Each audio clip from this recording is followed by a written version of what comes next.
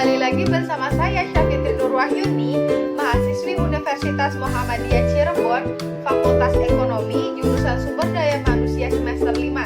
Sebelumnya saya ucapkan terima kasih telah mengeklik video kali ini. Video ini bukan untuk mereview jurnal kembali, melainkan untuk menjawab pertanyaan-pertanyaan untuk memenuhi soal ujian akhir semester kelima saya. Pertanyaan yang pertama yaitu, jelaskan mengenai kondisi negara Indonesia yang akan menikmati bonus demografi namun terbentur situasi kondisi pandemi COVID-19 dan apa solusi dalam mengatasi lapangan kerja bagi para pekerja produktif. Yaitu jawabannya adalah bencana di puncak bonus demografi. Bonus demografi yang harusnya ada di depan mata di tahun 2021 kian sulit diraih karena pandemi. Meski kecil, peluang untuk menjadi negara kaya itu masih ada bila diikuti upaya bersama-sama.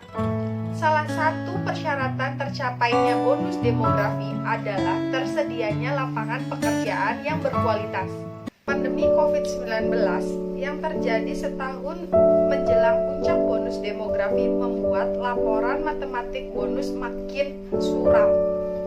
Sementara, proyeksi Center of Reform on Economy Indonesia menyebut dengan pertumbuhan ekonomi triwulan 1 2020 sebesar 2,97%, maka pengangguran di bulan April sampai Juni bisa bertambah 6-9 per orang, dikutip melalui Kompas 20 Juni 2020. Lonjakan pengangguran menjelang puncak bonus demografi itu tentu menyedihkan bagi Indonesia.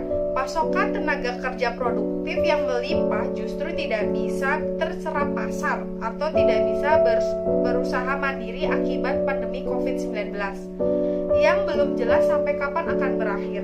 Meski pemerintah telah menyiapkan kenormalan baru untuk mengatasi dampak ekonomi dan kesehatan akibat corona, hal ini bukan otomatis akan langsung kembali ke kehidupan dunia usaha. Di tengah sulitnya lapangan kerja, penghidupan usaha mikro, kecil dan menengah atau UMKM sering dianggap sebagai solusi. Berkaca pada krisis ekonomi tahun 1998, UMKM menjadi penyelamat ekonomi masyarakat. Meski harga-harga saat itu melambung sangat tinggi, daya beli masyarakat tetap ada karena masyarakat masih bisa bergerak bebas di luar rumah. Krisis akibat COVID-19 ini sangat berbeda, menjadikan UMKM atau usaha keluarga sebagai solusi menjadi perdebatan karena banyak UMKM yang sudah eksis pun kena dampaknya. Pembatasan sosial dan jaga jarak yang diberlakukan sebagai protokol kesehatan mencegah penyebaran corona membuat masyarakat tidak bebas bergerak sehingga UMKM harus berjuang sekedar bertahan hidup.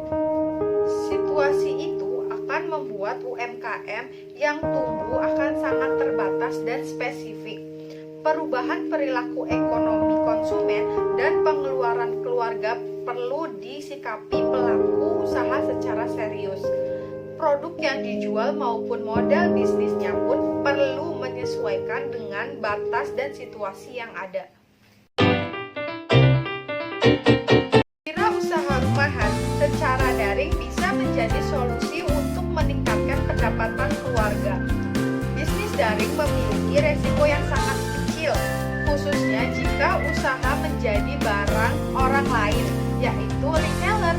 Waktu kerja bebas, biaya operasional murah, modal relatif kecil, dan bisa menjangkau pasar luas. Namun, wirausaha daring ini memiliki keterampilan terkait internet maupun media sosial. Sejumlah ide bisnis daring bisa dipilih di era normal baru ini atau normalisasi ini, antara lain yaitu penjual makanan beku, sayur buah atau makanan cepat saji, alat sanitasi atau hand sanitizer, pelindung diri, dan vitamin hingga jamu.